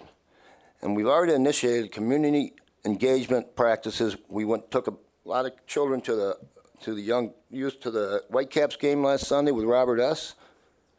We had a backpack drive. Last night, Elijah Libetz and Tina, we had the moms, they had an event where they actually show the photographs of some of the black youth and Hispanic youth that have been killed in the inner city. And they have an open casket with a mirror in it. They're trying to stop the violence, and we are working with them on that. We are not one-dimensional. It's not just our PD. But I'll tell you what, it's a big part of it. We need more police, and all I can do at this point is get the exposure out to the public and have them understand in layman's terms the shortages, the response times, the service areas being short. I'll bet if I sat down with Mayor Bliss, you wouldn't have a clue on any one of those. You should know your police. You should know your police and know what they have in front of them, what they deal with. Are they perfect? No. But when they're not perfect, the media just takes off on it. Just takes off on it. That's a different subject. I can't say anymore. I don't want to be here tonight. I want to be home with my grandkids. Tonight we have them around. I don't want to be here. But somebody's got to stand for our police, and I'm going to do it. I'm going to do it forever. And I don't think Grand Rapids is doing the right things to provide a safe city. We need police. We need enough of them. They need to be respected. They need to be commended when they do right, and they do a lot of things right. I will not go over my time. It's not a matter of dislike to anybody up here at all, just to make that clear. Thank you. Thank you. Thank you, Mr. Brand. All right, others wish to be heard? Jim Howe, City of Grand Rapids. I'm up here again talking about the Housing Next agreement. I was reading through the contract this evening, and I'm confused by a couple of things. And Mayor, I know sometimes you appoint someone to follow up, and I'm asking that in this situation you do that for me. I usually don't. And that is the objectives and the goals set out inside of the agreement that we've now approved tonight are also redundant in the second line item, which we're teaming up with the other groups to form. So for example, he has here for weeks that he's going to be doing a housing study to find the gap, right? But we're paying someone else 20 grand while we're paying him actually, because he's going to oversee the research for that 20 grand and then 10 grand from the other groups to do that research already. So it seems like we're double paying for data there, right? So if I get clarification on that, and then clarification on a couple of things stand out to me. The position, as I saw in the meeting where it was discussed, was going to focus on affordable housing. I wrongfully assumed someone was going to be contracted into the building here to sit and learn and make recommendations, not an outside source billing at $125 an hour. And then in his objectives, the goals here, he has increased housing at all price points. We don't need that. Why are we paying someone to look for increased housing at all price points? That's in number 3. Number 5, he talks about the city leveraging the ability of funding for housing support. It's missing the words affordable housing support, right? Like if this group, Housing Next, is supposed to provide recommendations for how we can increase affordable housing, how in his goals is affordable housing not mentioned? Like these are the goals we just are agreeing to pay $90-something thousand. I mean, you can pay me $90-something thousand, I'll be happy to sit here for a whole year and figure out what's wrong and what things the city can take advantage of. He has great credentials, and I think he could do a great job. I don't think anybody's worth $125 an hour, but the information will be pushed out. And number 8 as well, best communicate neighborhood organizations, the opportunities to leverage both market-based and subsidized products. I hope by market, if that could be defined, what he means by market-based, because I'm in 4905, and we don't have any problem with market-based housing. We have a problem with affordable housing in our neighborhood. Which brings me to my neighborhood. 30 seconds, going to be close. The trees are being butchered by Consumers Energies and the subcontractor they use. City Commission's aware. We brought it to the County Commissioner, Stephen Wooden's attention. He is going to reach out to Commissioner Ruth and Commissioner Jones to hopefully set up a meeting with also Rachel Hood, to hopefully have a conversation around what we could do to stop the trees from being cut so drastically. Thank you. Thank you.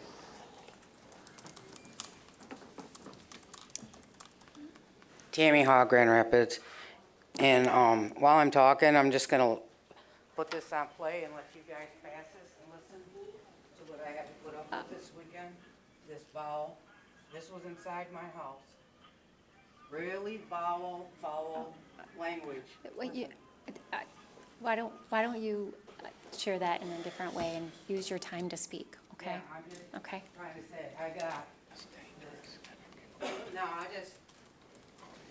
this is going to lead into this, but I'm just going to tell you. Okay, now I mentioned last time about the having to carry spray, and why I do it was because 3 times now, all right? One time, many years ago, I had to throw my dog on top of a van to keep it from getting eaten by Rottweilers, okay? And then about 4 or 5 years ago, I watched these giant pit bulls come running down this driveway, and one got pulled back by a rope, and the other one just kept coming. And there was nothing, and I still get really emotional. That feeling when I looked around and I realized I could not do anything to save my best friend, okay? And I was just screaming so loud that lucky for me, I attracted some cop's attention, and she come just whipping up onto the sidewalk and just cut that pit bull off. And the summer before last, here I was again with another one charging down on my dog. And, you know, that was it for me. I was done with that. I was done feeling helpless. And I feel a lot of the times too, with like when I talked about how parents react, you know, at the splash pads. I'm done feeling helpless at any time, you know, because you, like I said, you call the police and they're like, it's not our job to regulate it. Or the guy last summer who I asked him, I couldn't see his dog. I know it was running loose, and I asked him, please put up your dog. And he wouldn't do it, and I ended up calling the police because he threatened me. Well, this weekend, and I want you to investigate this, I was inundated with rap music from Friday night from the kids behind me all the way till Saturday at 4 a.m. No matter how many times I called the police, they did not respond. And then Sunday, for 3.5 hours, it was so bad, I couldn't think inside my house. I couldn't watch TV. I could do literally nothing at all. And I know I drive the cops crazy with my calls sometimes, but you want to know something? Maybe I called about 5. You know, I'm not saying that they didn't come because they're mad at me because I call, but 5 times I call about women screaming. And you know what? Last summer, me and another woman saved a woman from being raped in the park. And we stood there with her for 45 minutes waiting for the cops to come. Thank you. And I'm just saying, there's this, like this guy said, there is really something wrong when you hire a health coordinator. Thank you. Your time's up. Thanks. And you can't even protect us in the public. Your time is up.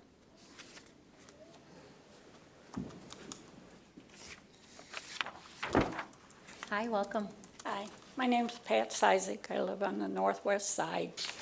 And I'm another one that is sick and tired of our police being beat up because there's not enough officers out to do the job.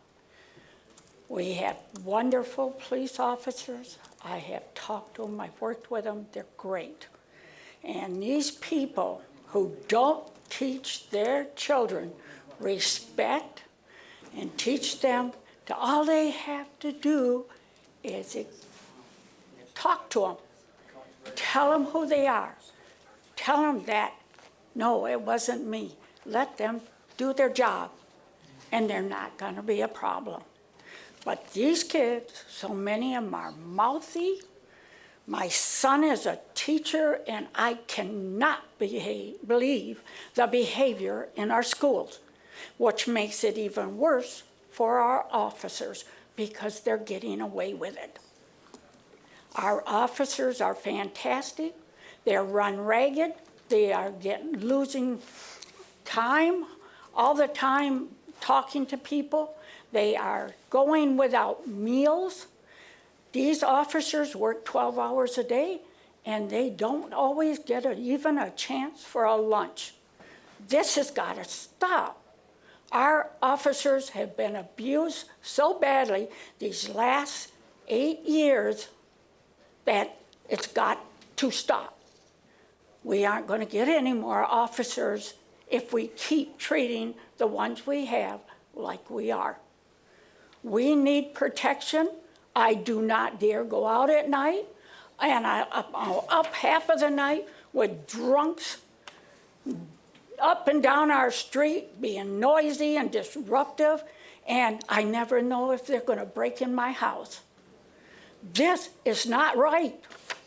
It's got to stop. Where is our protection?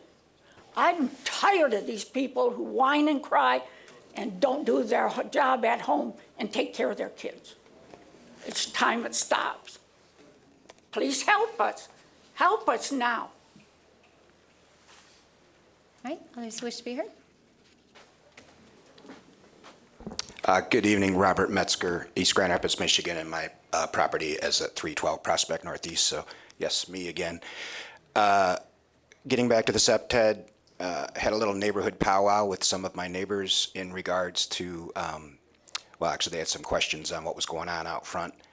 I'll get into that in a moment, but they agree it's a great idea, but they think that the city has no interest in the solution I proposed, which is customer relationship management focus to city systems and solutions. I still think it's worthwhile to ask you to do it. The feeling of the neighbors was that the city has no interest in being accountable, so they don't want it. This is the feedback I got, which is sad. I have a hard time believing that, although I'm starting to believe it more and more, obviously, after the last 18 months. But I still think everybody wants to do a good job, so I hope you'll take a serious look at it, Mr. Washington, because with the situation that I've seen over the last 2 weeks, the dysfunction is obvious. I ended up trying to have the streets cleaned out front, and the left hand doesn't know what the right hand's doing, and people in the neighborhood couldn't get questions answered on it. But the reality of that little neighborhood powwow we had is that everyone's in agreement with me, which is obviously the city has too many other priorities, agendas, and focus that you have no interest in doing parking enforcement. So as I say again, find a way to outsource it because you truly don't want to do it and you can't do it. And the same with the cleaning of the streets, which we just proved again. In regards to that demand letter that I released to the city, I guess it'd be 4 weeks ago, was as disturbing as it was with that to present it to you and what wasn't followed up on or enforced by the city, I went and forgot to read all the way through it. I found what I wanted and presented it because I was in a hurry to get it because I got it that day. But at the end, I noticed the vote. And the vote was that that development didn't pass. And then I decided, what's the next process? So I got answers from a few people. I did FOIA on city commission meetings, and I found out the city commission never voted on the Rite Aid drugstore or the Red Geranium restaurant at 350 Michigan, which means 25 years worth of hell for me happened because somebody slipped an envelope with non-sequential Benjamins to somebody else. Do you have any idea how insulting that is and disgusting to hear? Especially with the inaction of everything I've presented in front of the city so far. I leave you with the words of, what's the guy, the writer, Mark Twain. Do the right thing. You'll earn the gratitude of a few and the astonishment of many. Thank you. Thank you. All right, others wish to be heard? Good evening. My name is Rodney Perry. I live in 1906 Rosebud, Grand Rapids. I think it's great for you to pass the human rights ordinance. It applies to residents in the city. But I'm wondering about city government with regards to who protects me from, or us from, people of color, when I say that. Who protects us from officials, city officials, who commit acts of oppression, discrimination, and bias. Because of the city assessor, instead of paying $1,200 property taxes, I've been paying for the last 20 years from $3,500 to $6,000 because of his incompetence or negligence. Take your pick, doesn't really matter. I'm wondering if some of that $1 million the young lady spoke of is some of my overpaid property taxes. Would it surprise you, Mayor, if I told you that 87% of the African Americans are routinely denied for exemptions that go through that assessor's office, compared to 21% of the whites? Of that 87%, 64% are overturned at the tribunal level. That means you have a problem in the assessor's office. I get, like I said, 100% of the principal residence exemption now that I've gone through all that process. In order to get that 100%, I have to be, it's mandatory that I'm the homeowner. Recently, I just got denied another exemption, and the reason they gave is because I wasn't the homeowner. So it's routinely, the routine denials is getting old, You sent me to your chief financial officer, Mr. Dodd, who sent me an email straight out of the Good Old Boy Network handbook. He never checked the facts. He didn't bother to speak with me again. He just talked to the assessor and said, I spoke with him to get the facts. They're honest. They're people of high integrity, suggesting that I wasn't. And then he made his decision, and his decision was case closed. But later he found out what, in fact, I told him was absolutely true. And there's no worse way of discrimination than to be ignored.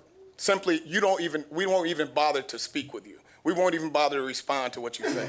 I sent him over 9 emails and 35 phone calls. I haven't heard from him yet.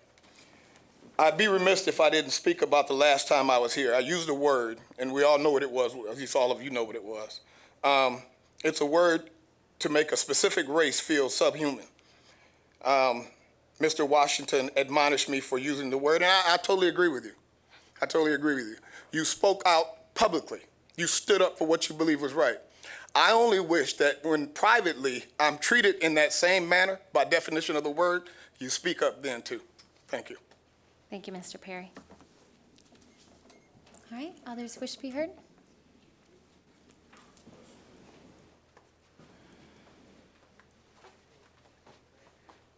Hi, welcome. Good evening. My name is Sarah I. Hampton. I'm a resident of Grand Rapids. I live at 3931 Kingsway Court, Ward 3. I have a similar issue. In 1982, at the age of 26, I purchased my first home in Easttown, 424 Giddings Avenue. After attending meeting for property owners, it was suggested that I put my rental property in an LLC, all of them. 424 Giddings was one of those properties. This year, I got a $3,000 increase in property taxes. When I went to the city assessor's office to find out why, I was told that that's considered a transfer of property. That any time you change the name, there's a transfer, which is not true. It's rental property. I am the sole owner. It's a single member LLC. And there's really no reason for my property taxes to have that increase. I talked to someone in the city assessor's office again, and she said, well, your taxes, it was uncapped because there's been a transfer. There is no transfer of property. There was no money exchanged. I am still the sole owner of that property, trying to provide affordable housing for the citizens here in Grand Rapids. Low-income family lives in that house. If my taxes does not decrease or go back to a reasonable property increase, I will be forced to increase the rental that I am affording this family. There is really no reason for that. It has not transferred. I could not explain that. It's just an LLC. I placed it in an LLC. That's not a transfer of property. I still own it, and I am the sole owner. It's a single-member LLC, Sarah I. Hampton. So I wish that someone would look into that for me, because it gets very frustrating when you're trying to explain to them that it has not changed hands. I am still the owner. Thank you. So whatever you Thank could you. do, please Thank- do so. Thank you. Thank you, Ms. Hampton. Hi, welcome. My name is Denavia. I live in the First Ward. I emailed most of this body already. Me and some other neighbors founded the Black and Brown Cannabis Guild a short while ago after seeing a lot of what was happening in the city and at the state level around marijuana. And one of the core values of that organization has been criminal justice reform and expungement. So tonight I wanted to make sure I extended an invitation to all of you for the expungement clinic that the Black and Brown Cannabis Guild is holding in conjunction with the NAACP and Link, also headlined by Cooley Law School, who will be handling all legal support. This will be September 28th. We decided to do it that date because what we learned was that larger cities all over the country actually declare the last full week of September National Expungement Week. And while they do this, even in our state, in Detroit, we've never had an expungement clinic or an acknowledgement on this side of the state. So we were hoping that this year would be Grand Rapids' first opportunity to partake in that. And so I did send an email about a little bit of that, ways that the city could support, but I wanted to make sure I shared that with the other neighbors and all of you today during the meeting. And I brought my roommate, so he also will be there. There'll be stuff for kids. Not only will we be doing voter registration, not only will we be expunging records, but we'll be out there at Link September 28th, that's a Saturday, the end of National Expungement Week, from 10 a.m. to 2 p.m. And I would love the city's support. And I want to also, before I go, just commend you all on the passage of the Human Rights Ordinance and so many other incredible decisions that I've seen this body make tonight. It makes me really proud to be a resident of Grand Rapids. So thank you for all your hard work, and I hope to see you all at the expungement clinic. And so that's all me and Braden had to say. Is that right? Thank you. Thank you, Denavia. Okay, thank you. Come on. No, we're done. All right, any final comments? Hi, welcome. Thank you. Bill Peterson, 639 Cherry Street for the last 45 years. My friends, we've got trouble right here in River City with a capital T that stands for trash. We don't like to look at it. Lots of it we put in a pile and throw dirt on it. Some of it we burn and make useless. Some folks throw it in the river. Some folks just hide it. Mixing it will contaminate what's useful and create toxic soups, polluting our earth, water, and air. We're taking what should be an asset and turning it into a large liability. Trash should be a resource. Technology almost has the answer, but the cost for a city the size of ours is nearly $1 billion, with a B. We in Kent County are wasting about $1 million a week, mainly because we don't sort trash. In the 1990s, 6 of us, under the leadership of Gabriel Works, started Cherry Hill, the most successful neighborhood revival in Grand Rapids history. My part was mostly hands-on. I moved things in, out, and around and redistributed tools, hardware, wood, flowers, and so forth. I still do. From this customer base, I've built 56 trailers from old pickup trucks. I spot these trailers mostly in and around Grand Rapids and adjacent communities. My business is built on referrals. My customers like it that I take as little as possible to the landfill. I sort thousands of pounds of stuff a week, mostly by hand. This sorting is not lucrative or even profitable. I'm committed to doing it. I've also been committed to jail for doing it. I ask you to put the concept of sorting trash and low impact recycling on your agenda. I would also ask you that you allow me to keep doing it until we can find an affordable method of sorting trash so that I can do it and other people can do it, and it doesn't end up where it shouldn't. Thank you. Thank you, Mr. Peterson. Good to see you. All right, others wish to be heard? Hello. Hi, welcome. I was forced to be here by my baby sister. She's a member of a group called EPIC. And I guess they've been bugging a lot of you city officials lately as she fights for what she feels was taken away from her by her grandmother. Our grandmother owned 569 South Division. It was a restaurant, a boarding home, and a banquet room. Well, the city used a law called eminent domain and wiped out our whole little neighborhood. But in the process of taking everything my grandmother worked for, she had a heart attack. Passed away, and never really saw the transition to move from that place.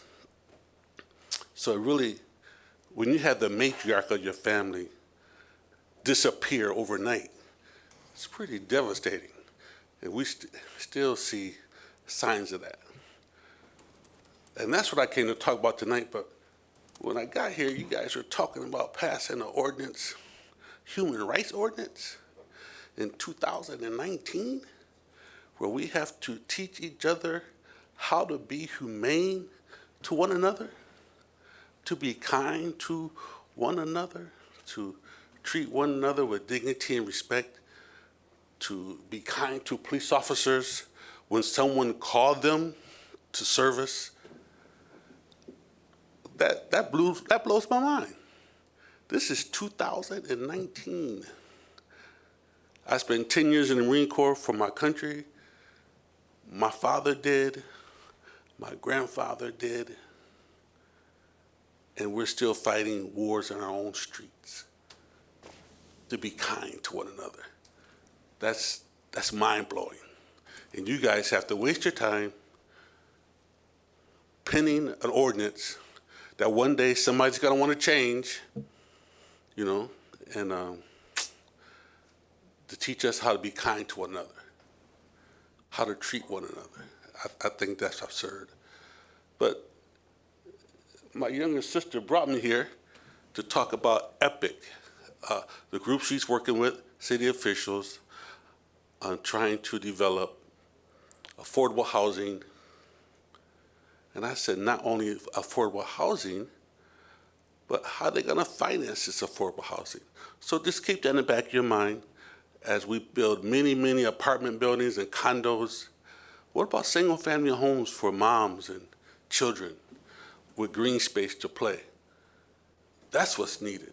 Kind of keep that in the back of your mind as you guys set a direction in which we are to grow. Thank you. Thank you, and thank you for your service. All right, others wish to be heard? Thank you, Mayor and Commissioners, once again. By the way, I just wanted to say that I pray for you every day as a group, not by name, but as a group. And so if you ever have a personal prayer request, family, or of course for the city, you can let me know. I'd be happy to do that for you.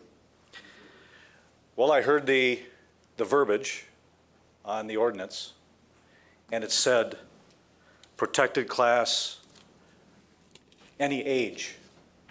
Is that correct? That's the word that was in there, any age. And once again, the Almighty God declares in His Word, life begins at conception. That's when age begins. So if that's going to be honored in this new ordinance, I speak up for them. I just had a quick question. I don't know if you can answer this. Is this London Drag Syndrome show still coming? For Art Prize? Does anyone know? Okay. Sir, you can give Okay, well then comment, I'll address it anyway. Not as the city. I understand. I understand. I want to speak up now for that part of our society, the handicapped. I know this group is coming supposedly from London, but what kind of a message does this send? What kind of discrimination and sexual abuse, exploitation of the handicapped for our city to promote a drag show with Down syndrome children or adults, which really are children when it comes to their mental capability. This should outrage every Grand Rapids resident. And if we have, as a city, allow this, we are complicit with this, what I call pedophilia.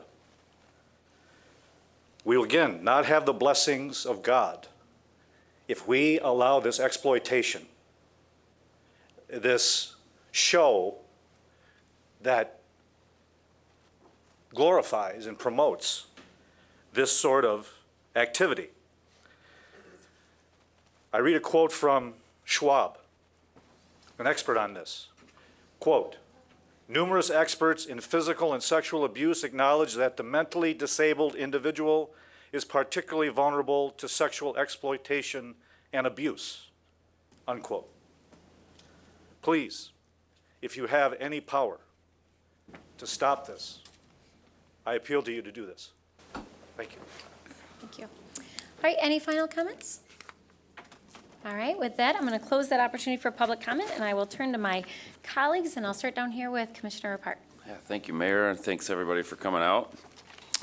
Just a couple quick things. I think that this human rights ordinance and our SEPTED ordinance demonstrate the beauty of working together as a team, and so I just want to again express my thanks to everybody who worked on them. I want to be sure to thank Suzanne Schultz in the back. This is her, I believe, last city commission meeting as our planning director. Over 20 years of service to the city, and thank also Kristen for stepping up in the interim role to keep that rolling forward. Also want to pass along my congrats to Brandon Davis, who's in the back, who's stepped into leadership in that new position, working with our police and fire departments. And last, I just want to thank the city manager and the chief of police and all those in the police department who worked on our new foreign nationals policy. Thank you for responding to the request of the community and putting that into place, and it seems like it's a really wonderful result. Thank you, Commissioner. Commissioner? Madam Mayor, I just want to thank everybody for coming out and listening to each and every citizen in this city. Thank you, and to all of our staff as well for the work that they do. Thank you. And I'll second that, and also Commissioner Reppert's comments. Thank you for calling out all those things and all the effort that so many of you put into so many of our policies. We really appreciate that, including our community and our city manager. Thank you. Thanks. Commissioner Lanier? Thanks to everyone who provided comments and feedback. Thanks for being here this evening. Thank you. Commissioner? Commissioner Jones? Thank you, Mayor. Just want to thank everyone for coming out, those who are viewing it online as well. And I want to join Commissioner Repart and others in saying thank you to all who are involved with the Human Rights Ordinance. Again, it's been through a lot in terms of where it first started. I remember when it was brought before us by Mr. Legrone during his time at Link, and it's very just appreciative of city staff and the law department, the city attorney's office for sitting down and doing everything possible to hammer out something that, again, at the end of the day, it's not going to be perhaps pleasing to everybody, but I think it's speaks volumes in terms of the direction in which we're trying to go and the direction in which we're trying to lead. So, thank you. To quickly just thank Suzanne Schultz for her years of service. I didn't want to pass up the opportunity to share that on her last commission day and to welcome Brandon in his new role. I know you're a rock star. I'm looking forward to seeing your work. Thank you, Commissioner. City Attorney? City Manager? My continued appreciation for all the staff to make this the support necessary for this meeting possible. And again, we wish Ms. Schultz well in her new chapter, but it certainly will miss her around City Hall and particularly in this chambers. But she has prepared her team. And we thank Ms. Turkelson for stepping up, and my congratulations to Mr. Davis as well for taking this interim assignment. Didn't get to clarify that earlier. This interim assignment, both him and Ms. Turkelson. So thank you for doing that. Yeah, thank you. Thank you, City Manager. And I'll end with my thanks to everyone who worked so hard on all of the items that came before the City Commission today. We had a very long agenda, a long day, a lot of really critical issues that we talked about. Several we've been talking about for some time that we were able to finalize tonight and vote on tonight, so that felt good. I'll add my thanks and gratitude to Suzanne Schultz for her incredible work over the last couple of decades. It's kind of weird to say, isn't it? And we wish you well, and you will be missed. And then for the commission, but also the public, having been around this table during the appointment process in the past, when we had a vacancy in the comptroller's office, what will happen is we have a very able and skilled qualified deputy comptroller who will stand in until this body goes through a process to appoint comptroller to fill that vacancy until that position is back on the ballot. So that under our charter, it is the authority of this body to fill a vacancy. And so I'll be connecting with my colleagues around this table to come up with a process. I know in years past, we utilized the support from the clerk's office during an appointment process. So we'll start working through that, and as soon as we have it finalized, we'll make sure that it's shared publicly. So with that, we are adjourned. Have a good night.